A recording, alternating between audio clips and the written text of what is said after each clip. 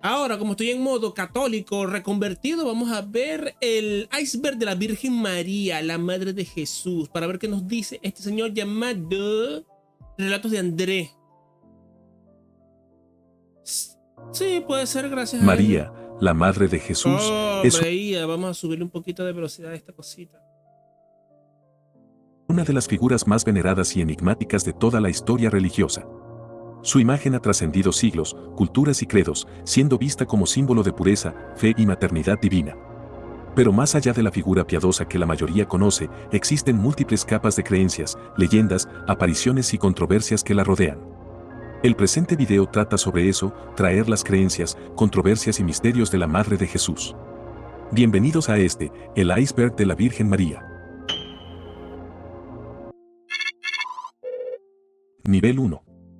De la Inmaculada Concepción de María al nacimiento de Jesús.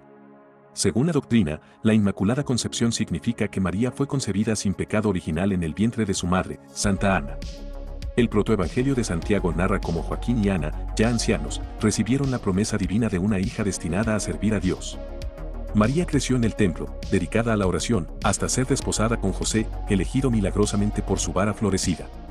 Los evangelios Ese tipo de cosas no me termina de convencer. Dogmas como ese, el de la Inmaculada Concepción, no me termina de convencer, pero bueno, esas son opiniones personales. de Mateo y Lucas relatan que el ángel Gabriel anunció a María que concebiría por obra del Espíritu Santo. José, al principio confundido, recibió en sueños la confirmación del origen divino del niño. En tiempos del censo ordenado por César Augusto, ambos viajaron a Belén, donde María dio a luz en una humilde cueva o pesebre. Los pastores acudieron guiados por un ángel, y una estrella llevó a los magos de Oriente a adorarlo. Los apócrifos añaden que una brillante luz llenó el lugar, que las parteras presenciaron el milagro, y que Jesús nació sin dolor, confirmando la pureza perpetua de su madre. ¿Tuvo María otros hijos? Lucas dice que María, tras viajar a Belén con su esposo José, debido a un censo, dio a luz a su hijo primogénito. Esa palabra podría llevar a pensar que tuvo otros hijos después de Jesús. Es un debate interminable, que divide a los cristianos, ya que los católicos sostienen que no y los protestantes que sí. En realidad es una incertidumbre, no se puede saber, no hay suficientes fuentes para rebatir esto. Por ambos lados se basan en argumentos, digámoslo así, ambiguos. En algunos pasajes de los evangelios se habla de los hermanos de Jesús, pero no es prueba concluyente, ya que la palabra tiene un sentido amplio. De lo anterior, surge que José era viudo, por lo que pudo haber tenido hijos de su anterior matrimonio. Algunos piensan que esos eran los hermanos de Jesús a los que aluden los evangelios. ¿Cómo murió María? Según la tradición cristiana, la Virgen María vivió sus últimos años en Efeso o en Jerusalén. Rey Mago, no, son 3 nomás. Acompañada por el apóstol Juan. No existe un relato bíblico sobre su muerte, pero la Iglesia enseña que, al final de su vida terrenal, María se durmió en paz, lo que se conoce como la dormición de María. Algunos textos apócrifos, como el Transitus Mariae, narran que los apóstoles presenciaron su muerte y posterior asunción al cielo. La doctrina católica afirma que su cuerpo no sufrió corrupción, ya que fue llevada al cielo en cuerpo y alma. En cambio, las iglesias ortodoxas sostienen que murió de forma natural antes de ser glorificada por Dios y elevada a la vida eterna. La Asunción al Cielo. La Asunción al Cielo es uno de los principales dogmas marianos de la Iglesia Católica. Proclamado oficialmente por el Papa Pío XII en 1950, enseña que la Virgen María... Ah, mira, es reciente esto, sí. Sí, por eso, porque imagínate, la devoción mariana es tan grande que te lleva a estas cuestiones. Que nació sin pecado, que no murió de muerte natural, sino que un día simplemente se durmió y subió al cielo, sin dolor y sin nada. Y cosas así, pues. Al final de su vida terrenal, fue llevada al cielo en cuerpo y alma. Y claro, no dejó ni cadáver. Como Elías o, bueno, Moisés no murió de muerte natural. El privilegio se interpreta como una consecuencia natural de su pureza y de haber sido preservada del pecado original. No existen descripciones bíblicas directas del evento, pero desde los primeros siglos los cristianos creyeron que su cuerpo no conoció la corrupción. La Asunción representa la victoria de María sobre la muerte y su unión definitiva con Dios. Además, como no, exacto. Y claro, este sí me convence más, porque claro, ¿qué es lo que pasa? Que Jesús como figura es como la versión pura y perfecta del Antiguo Testamento. Entonces, claro, Si Jesús es la nueva alianza de Moisés, la nueva ley de Moisés, y la versión perfecta de la ley de Moisés, María es básicamente el arca de la alianza. Es el arca de la nueva alianza. Entonces, claro, un material tan santo y tan sagrado que contuvo la nueva alianza, evidentemente no puede decaer. Simboliza la esperanza de los creyentes en la resurrección futura y en la vida eterna junto al Creador. Tumba de la Virgen María. La tumba de la Virgen María es uno de los lugares más venerados del cristianismo, aunque su ubicación exacta es motivo de debate. La tradición más antigua la sitúa en el Valle de Cedrón, cerca del Monte de los Olivos en Jerusalén, donde se encuentra la iglesia de la tumba de María, custodiada por griegos ortodoxos y armenios. Allí se cree que fue sepultada antes de su asunción. Sin embargo, otra tradición sostiene que María vivió y murió en Éfeso, Turquía, en una casa donde hoy se levanta el santuario de la Casa de la Virgen María. La Iglesia Católica no define un lugar concreto, ya que enseña que su cuerpo fue llevado al cielo, dejando su tumba vacía. Nivel 2. La virginidad y otros 3 dogmas sobre María. La Iglesia Católica reconoce 4 dogmas marianos fundamentales. El primero es la virginidad perpetua, que enseña que María fue virgen antes, durante y después del nacimiento de Jesús. El segundo es la Inmaculada Concepción, que afirma que María fue concebida sin pecado original desde el primer instante de su existencia. El tercero es la maternidad. Por eso le dicen a María sin pecado concebido. Hay oraciones que dicen eso, sin pecado concebida. Divina, proclamando que María es verdaderamente Madre de Dios porque dio a luz a Jesucristo, el Hijo eterno del Padre. Y el cuarto es la Asunción de María, que enseña que, al final de su vida terrenal, fue elevada al cielo en cuerpo y alma. Estos dogmas destacan su pureza, su papel. Si me gustaría visitar el Vaticano, sí, claro. Sí, para la confirmación fui a una iglesia que tenía como 3 pisos de alto y era una cosa que me dejó impactadísimo. Imagínate cómo sería ver el Vaticano en persona. Aunque no tanto para ver la Capilla Sixtina y esa cuestión del techo de Miguel Ángel, porque eso en realidad es relativamente pequeño.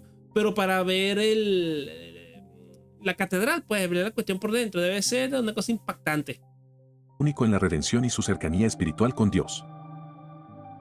No, y bueno, y como ver, ¿cómo se llama? Como ver el templo, el palacio ese prohibido en China y cosas así por el estilo.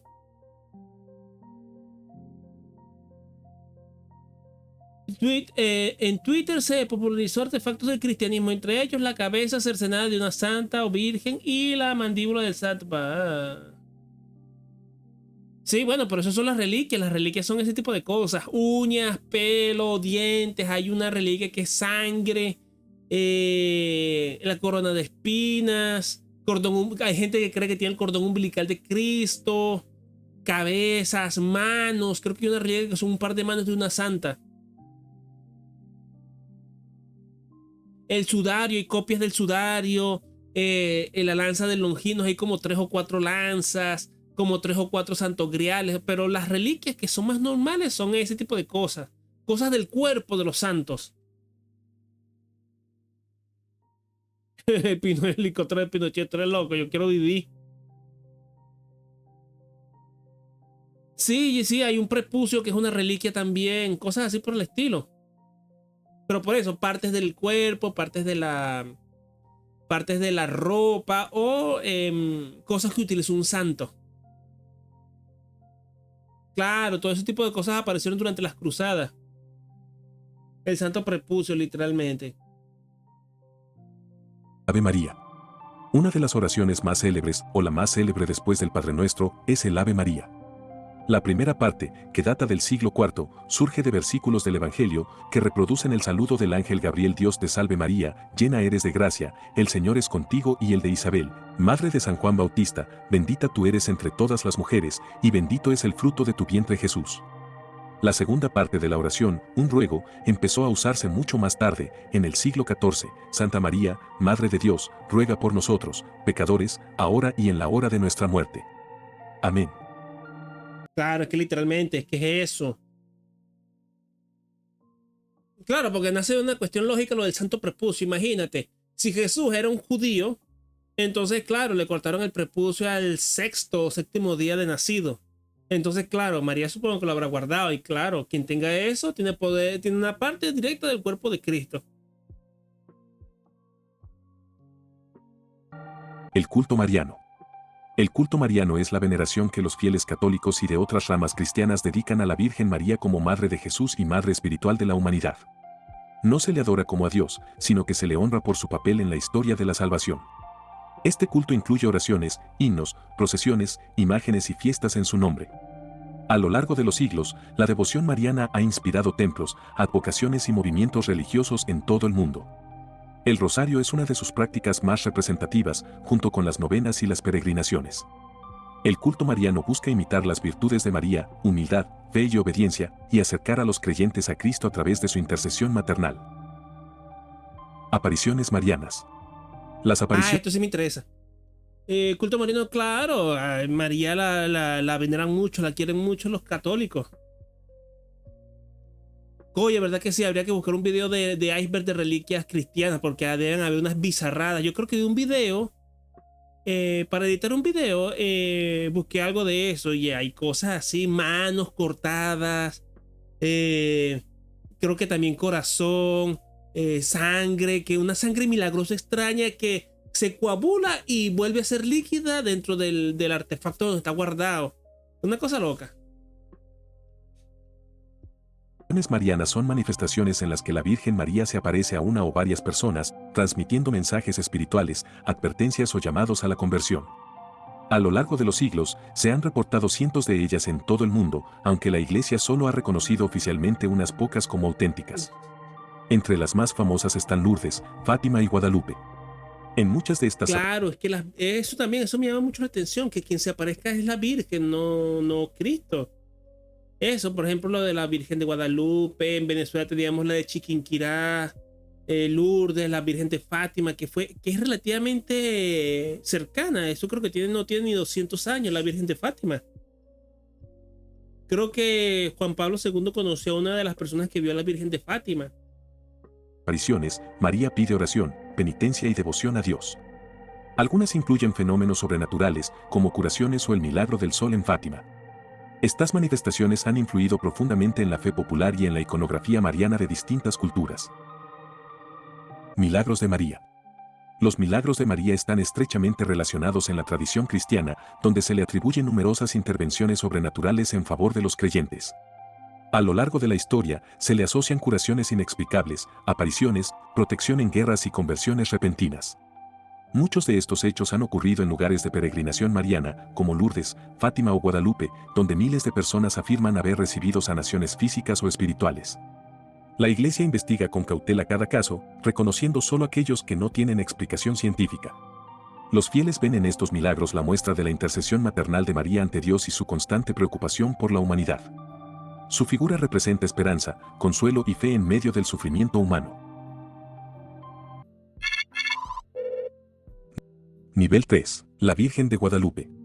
La Virgen de Guadalupe es una de las advocaciones marianas más veneradas del mundo, especialmente en México y América Latina. No, claro, la reliquia es una cosa interesantísima, sí. De hecho, un poquito de eso es Fullmetal Alchemist. Conviertes al alma, o creo que el cuerpo completo de una persona en una piedra filosofal. Y lo mismo, porque claro, es que estos son artefactos, los artefactos, las reliquias salen de santos muertos. Entonces, claro, hay casos como con el Arca de la Alianza que agarraban el arca y la paseaban delante de los ejércitos para vencer al enemigo contrario. Y el arca fulminaba y exterminaba a cualquier persona que la tocara que no pertenecía a la tribu de Leví. Y lo mismo se hacía durante las cruzadas. Habían reliquias que se paseaban y que utilizaban para eso.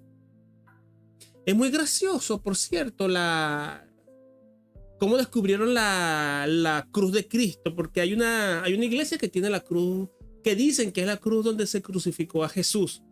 Y la cuestión es que fue Santa Elena, la mamá de Constantino, fue a Israel y fue para allá y fue a buscar el sitio donde tiraban las cruces y todo ese tipo de cosas que utilizaban para las ejecuciones en Roma.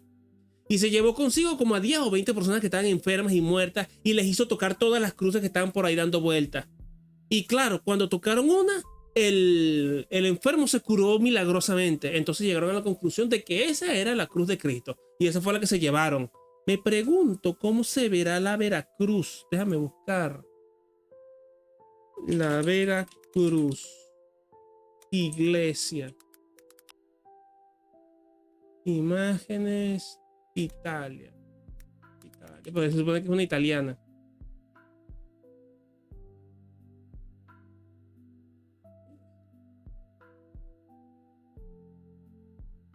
Para ver. Reliquia Cruz de la Santa Cruz. Sí, mira. En esta basílica tienen el cacho de madera, mira. Se supone que esta es la cruz de Cristo. Y fue recolectada hace relativamente poco. Relativamente pronto en los... Vamos a ver un momentico esta cuestión. A ver cómo se ve. Se supone que la reliquia de la Santa Cruz, de la Veracruz, la consiguieron 200, 300 años después de la muerte de Cristo. Entonces, claro, para ver, necesito verla. Esta es la reliquia, pues.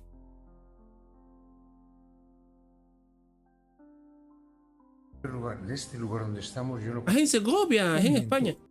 Mira, forma mira. cuadrangular que permite ver el lugar donde estuvo el clavo que sujetó la mano izquierda de Cristo. Aquí lo podemos ver en una Mira. El leño vertical del Lignum Crucis mide 635. Entonces eso se supone que son astillas de la verdadera cruz. Entonces imagínate.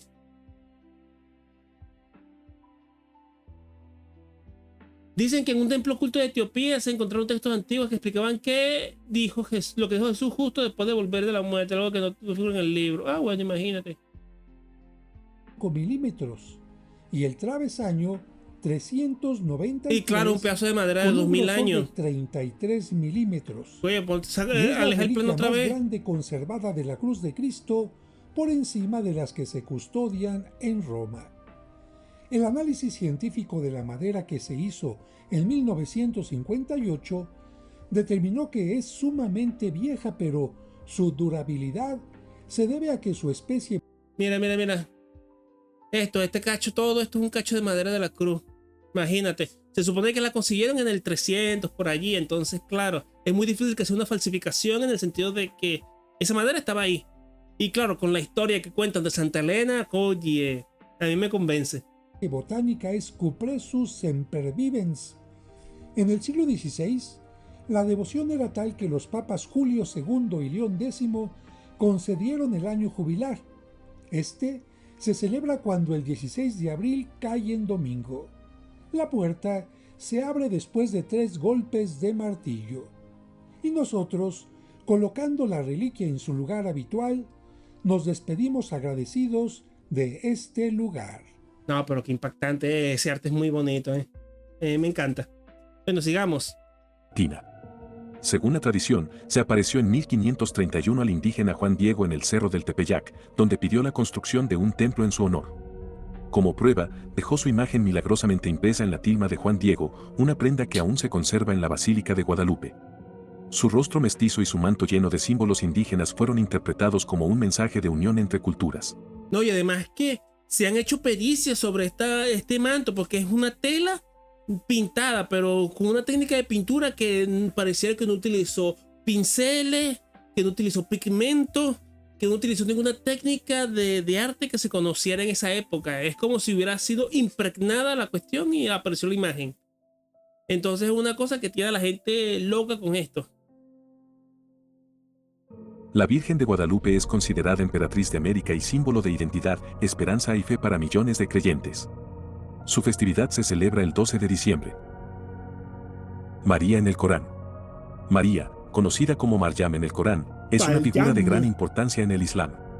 Es la única mujer mencionada por su nombre en el texto sagrado y tiene una sura completa dedicada a ella. Bueno, ha sido menos machista, Mahoma. Sura 19, llamada Maryam.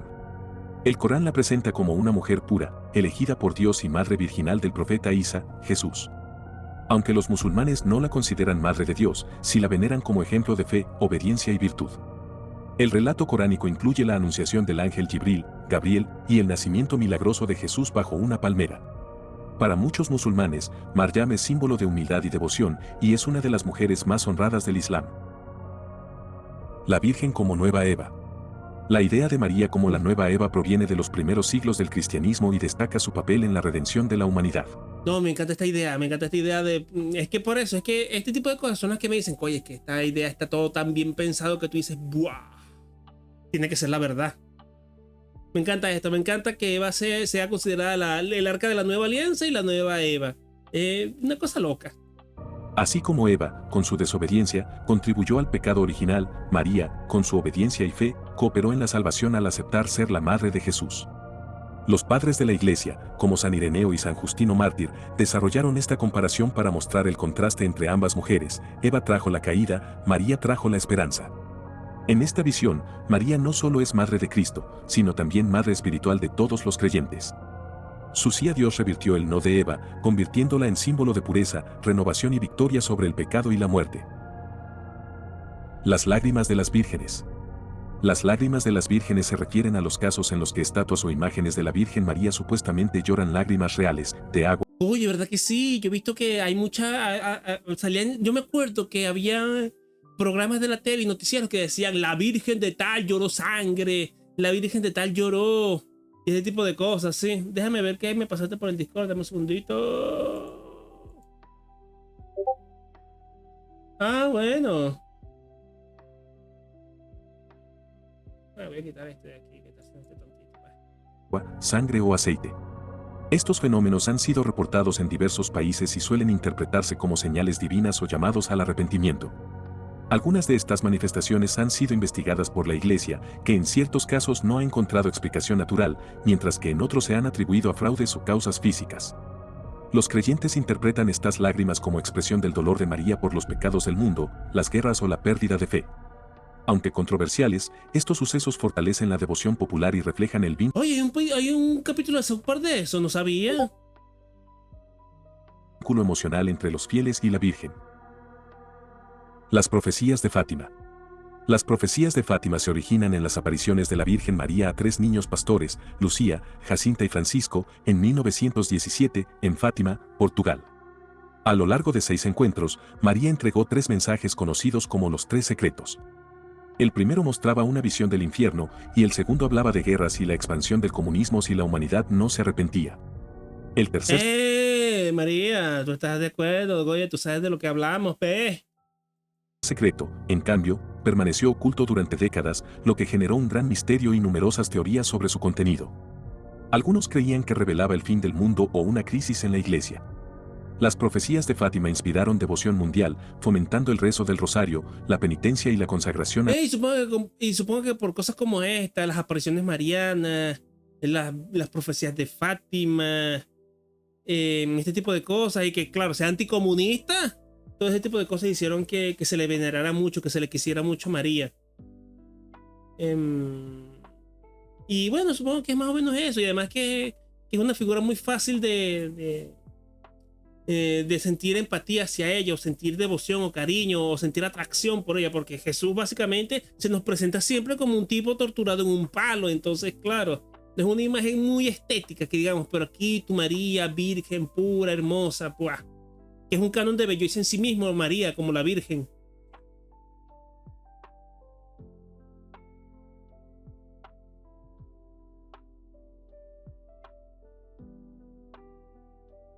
Ah, bueno, oye. Oh, tengo que ver ese capítulo de South Park entonces. El Inmaculado Corazón de María. Nivel 4. El tercer secreto de Fátima. El tercer secreto de Fátima es la parte más enigmática de las revelaciones que, según la tradición, la Virgen María entregó a los 3 pastorcitos en 1917. Mientras los 2 primeros secretos fueron divulgados en los años 40, el tercero permaneció guardado en el Vaticano durante décadas, despertando especulaciones sobre su contenido. Algunos creían que anunciaba el fin del mundo, una apostasía en la Iglesia o una gran catástrofe espiritual. El texto fue revelado oficialmente en el año 2000, aunque muchos fieles sostienen que no se mostró en su totalidad. La versión publicada describe una visión simbólica de un obispo vestido de blanco que cae bajo disparos, interpretada por algunos como una referencia al atentado contra el Papa Juan Pablo II. Sí, verdad, porque yo me acuerdo que salió un documental hace años que hablaba de eso, de las cuestiones de Fátima y de las profecías y del fin del mundo y eso. Y decía que la primera profecía, porque soltó 3, la primera profecía era la Primera Guerra Mundial, la Segunda Guerra Mundial, y la tercera es el atentado contra Juan Pablo, pero no lo creo, no me convence. 1981. La Virgen y la Diosa Madre. La relación entre la Virgen María y la Diosa Madre proviene de comparaciones simbólicas que algunos estudiosos hacen entre el cristianismo y antiguas religiones. Antes del cristianismo, muchas culturas adoraban a divinidades femeninas asociadas con la fertilidad, la maternidad. Pero eso no dice nada, porque imagínate, Cristo reconvierte a Yahvé de los ejércitos en Dios Padre. Y Júpiter es literalmente Dios Padre. Júpiter. Dios Pater. Dios Padre. Entonces eso no me dice nada, ¿me entiendes? Sí, conozco ese canal. Sí, conozco escritor Sam Groff. Y la protección. Entonces eso tampoco me dice nada. Entonces que se pongan con ese plan de que no, eso es mentira porque hay equivalentes en otras religiones. Buf. De hecho, eso refuerza el punto. Como Isis en Egipto, Deméter en Grecia o Cibeles en Roma. Con la expansión del cristianismo, la figura de María asumió varios de esos atributos, convirtiéndose en un símbolo de pureza, compasión y maternidad universal. Aunque la Iglesia diferencia claramente entre la veneración a María y el culto a las diosas paganas, algunos ven en ella una continuidad espiritual de la Gran Madre Ancestral. Así, María une la tradición cristiana con arquetipos universales de amor, creación y protección divina femenina. Rosa mística. La devoción a la rosa mística surge de las supuestas apariciones de la Virgen María a Pierina Gigli, una enfermera italiana, en Montichiari, Italia, entre 1947 y 1966. María se presentó con 3 rosas en su pecho, una blanca, una roja y una dorada, que simbolizan oración, sacrificio y penitencia. En sus mensajes pidió la santificación de los sacerdotes, la conversión de las almas y la celebración de una jornada de oración el 13 de julio. Aunque estas apariciones no han sido oficialmente reconocidas por la Iglesia, la devoción se ha extendido en muchos países. La Virgen Rosa Mística es venerada como símbolo de pureza, amor y reparación espiritual, invitando a la oración profunda y a la entrega al servicio de Dios y de los demás. Pero tremendos ojos. El Santo Cinturón. El Santo Cinturón, también conocido como el cíngulo de la Theotokos, es una reliquia que, según la tradición cristiana, ya va, cíngulo. Cinturón, también conocido como el cíngulo de la Theotokos, es una Turón. El Santo Cinturón, también conocido como el cíngulo de la Theotokos, es una reliquia que, según la tradición cristiana, perteneció a la Virgen María. Se dice que antes de su asunción al cielo, María entregó su cinturón al apóstol Tomás como prueba de su glorificación. Esta historia simboliza el vínculo entre el cielo y la tierra, y la fe sin ver. A lo largo de los siglos, varias iglesias han afirmado conservar el cinturón auténtico, especialmente en Prato, Italia, donde se venera como una reliquia sagrada. El cíngulo se considera signo de pureza, protección y conexión con la Virgen. Cada año, miles de fieles acuden a honrarlo, viendo en él una prueba tangible de la fe y del amor maternal de María. Esto no me convence. Miriay. Miriay es una figura venerada dentro de la tradición mandea, una antigua religión gnóstica originaria de Mesopotamia. En los textos sagrados mandeos, Miriay era una mujer judía de alto linaje que abandonó el judaísmo para seguir las enseñanzas de Juan el Bautista, considerado por los mandeos su principal profeta. Su historia se narra en el libro de Miriay, donde se... Oye, pero Juan el Bautista. ¿Por qué me pongo los audífonos así? Porque me da toque tenerlos los dos puestos, porque siento que voy a hablar muy duro. La presenta como símbolo de conversión espiritual y sabiduría divina. Algunos estudiosos han notado similitudes entre Miriay y la Virgen María, ya que ambas representan pureza y maternidad espiritual. Sin embargo, en la fe mandea, Miriay no es madre de Jesús ni figura divina, sino una discípula iluminada que encarna la búsqueda del conocimiento y la fidelidad a la verdad espiritual. Nivel 5. El linaje sagrado. El linaje sagrado es una teoría que sugiere que Jesús y María Magdalena habrían tenido descendencia, generando una línea de sangre que perduró a lo largo de los siglos. Esta idea, popularizada por libros como El Enigma Sagrado y El Código Da Vinci, mezcla elementos históricos, simbólicos... No, obviamente que esto es un invento total. Antes yo no le veía lo malo a este tipo de teorías raras, pero ahora que soy más conocedor del catolicismo y del cristianismo, yo digo, pero esto es un invento total y absoluto.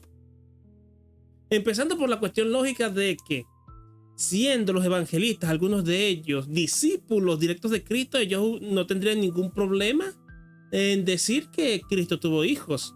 No verían ningún problema con eso. Y Cristo estaba a favor del matrimonio, así que tampoco habría ningún problema con eso. Entonces, ya que de por sí pase eso, no me convence. Vamos a ver qué tiene que ver esto con María, ¿verdad que sí? Y esotéricos. Según esta hipótesis, ese linaje habría sido protegido por sociedades secretas como el Priorato de Sion y se habría entrelazado con la realeza europea, especialmente con los merovingios. Aunque la Iglesia rechaza completamente esta creencia, muchos ven en ella una reinterpretación del papel de lo femenino en el cristianismo, vinculando a María Magdalena con la figura de la diosa perdida. El linaje sagrado continúa siendo un tema polémico, entre mito, fe y teoría conspirativa.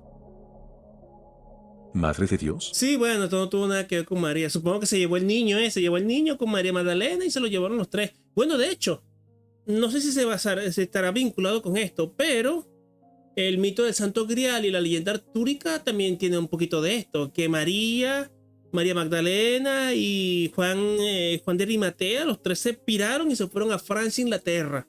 Y José de Arimatea terminó en Inglaterra con el Santo Grial, y por eso es que el Santo Grial está en Inglaterra y por eso lo persiguen los caballeros de la mesa redonda.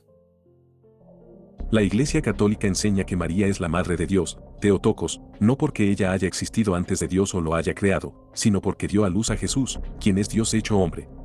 Este título fue definido en el Concilio de Efeso, año 431, para afirmar la divinidad de Cristo. Según esta doctrina, negar que María sea Madre de Dios implicaría dividir a Cristo en dos personas distintas, una humana y otra divina. Sin embargo, teológicamente, María no es la creadora de Dios ni una deidad en sí. Ella es una criatura humana exaltada por su papel único, pero sigue siendo inferior a la Trinidad. Las incongruencias surgen cuando la devoción popular parece elevarla al nivel divino. Claro, pero eso es otro asunto, pues. Teológicamente hablando, María es como una puerta. Es la que permite el paso de Cristo al mundo. Pero claro, la gente le agarra tanto cariño y ama tanto a María que la exalta. Pero claro, es una diferencia entre lo teológico y el sentir popular, entre la fe y la razón. Se le piden milagros y se le atribuyen títulos como Reina del Cielo, lo que para algunos creyentes y críticos roza la idolatría. En términos estrictos, María no es más que Dios ni la deidad suprema, su grandeza deriva de su relación con Cristo. Las iglesias protestantes y ortodoxas coinciden en su santidad, pero difieren en la forma y el grado de veneración, rechazando toda interpretación que la coloque como igual o superior a Dios.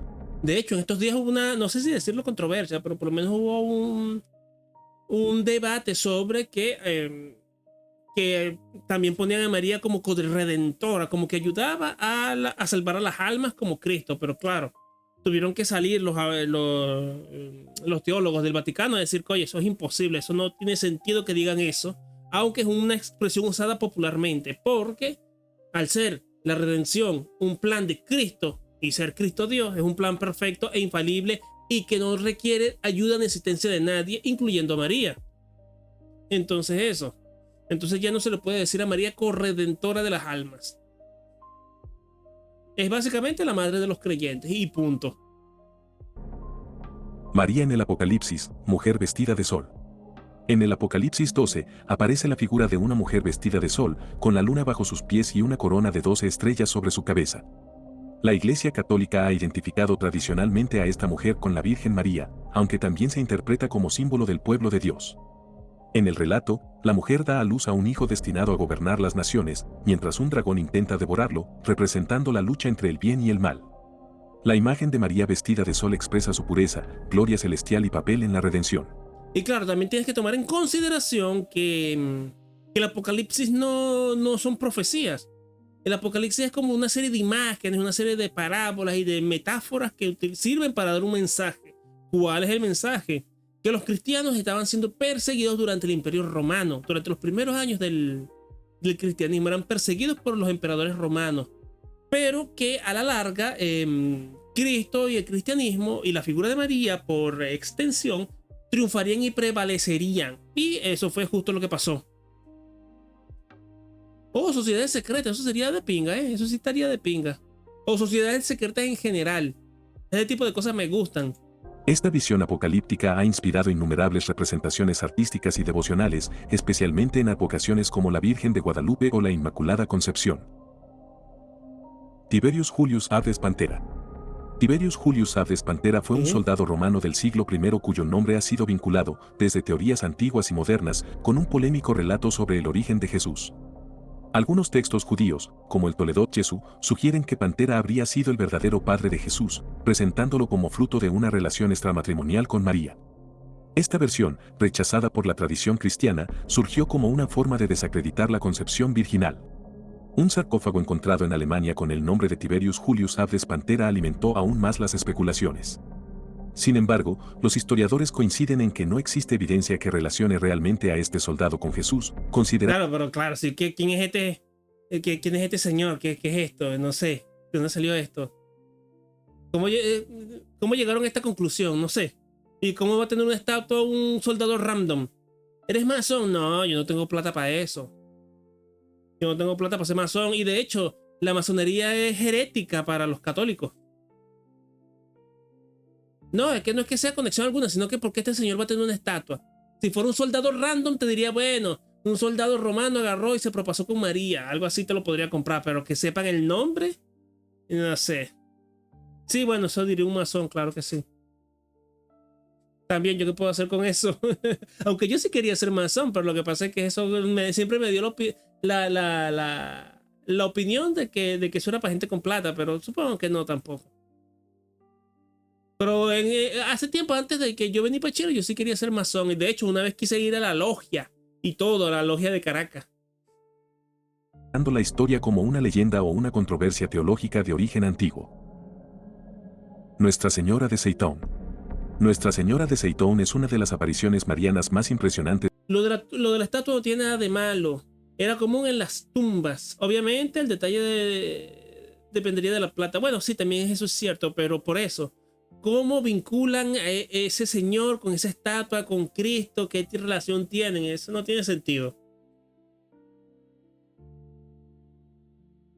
Por eso es lo que no me llama la atención. ¿Por qué el Tiberius eso y no cualquier otro soldado random? ¿Me entiendes? Hay neopaganos grecoclásicos que apoyan la teoría del soldado Pantera como verdadero padre de Jesucristo. Vamos a ver quién es este señor. Debe haber un short de eso. Soldado Pantera.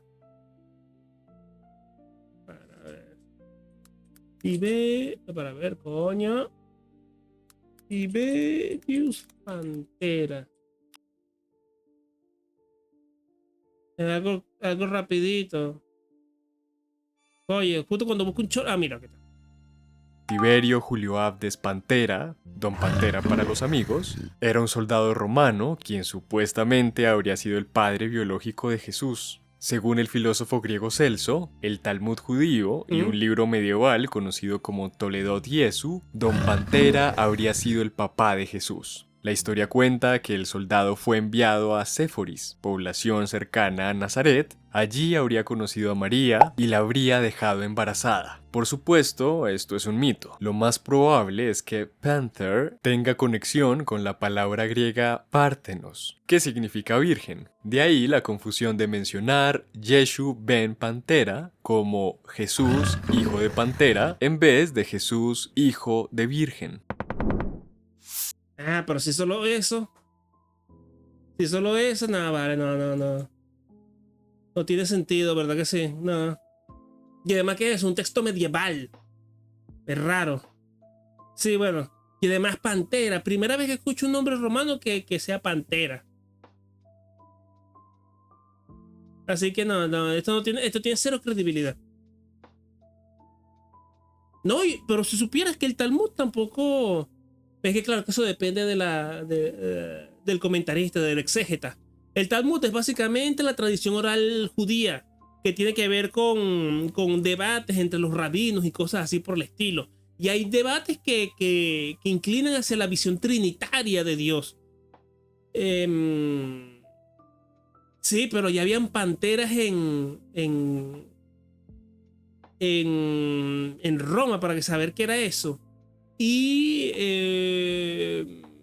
Julio Abdes también eso. Abdes tampoco me suena, por eso no me convence, pues, ¿me entiendes? No me convence. Y lo mismo, también hay muchos comentarios sobre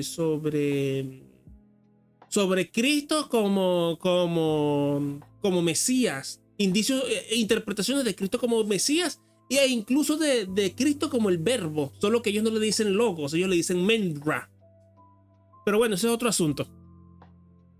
Desde el siglo XX, ocurrida en El Cairo, Egipto, entre 1968 y 1971. A diferencia de otras manifestaciones, esta fue observada por miles de personas de distintas religiones, cristianos, musulmanes y ateos, quienes aseguraron ver una figura luminosa de la Virgen María sobre la cúpula de la iglesia copta de San Marcos en el barrio de Zeitón. No, y también la última aparición de Fátima también fue con una multitud. No, los rabinos son muy interesantes. Su forma de interpretar las cosas está bien. Lo que pasa es que, claro, el judaísmo está tan atravesado por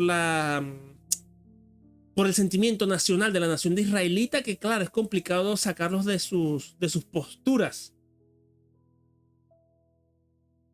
Las apariciones duraban desde minutos hasta horas, y la figura era descrita como una silueta brillante, envuelta en una luz blanca y azulada, que a veces extendía sus manos o se inclinaba en señal de bendición. En ocasiones aparecían palomas luminosas volando alrededor. Las autoridades egipcias y el patriarca copto confirmaron la autenticidad del fenómeno, ya que no se halló explicación científica ni tecnológica que lo justificara. Fotografías y testimonios de testigos fueron ampliamente difundidos en la prensa internacional. Muchos enfermos afirmaron haber sido curados tras presenciar las apariciones. La Iglesia copta y, posteriormente, la Iglesia católica reconocieron el evento como una verdadera manifestación mariana. Zeitón se convirtió en un importante lugar de peregrinación, símbolo de fe y unidad entre cristianos y musulmanes. Para muchos creyentes, la Virgen apareció allí como un mensaje de consuelo y paz en tiempos de tensión religiosa y política en Egipto. ¿Qué locura es? Mira esto. También les venden la relación de las constantes persecuciones con los cristianos, claro. Firmando su papel como Madre Universal y Protectora de la Humanidad. Sí, claro, es que esto es lo que me llama la atención, que sea precisamente María la que se aparezca, la que tenga que ver con las apariciones y no sea Cristo. Eso me llama mucho la atención, ¿eh? Debe haber alguna explicación teológica para esto.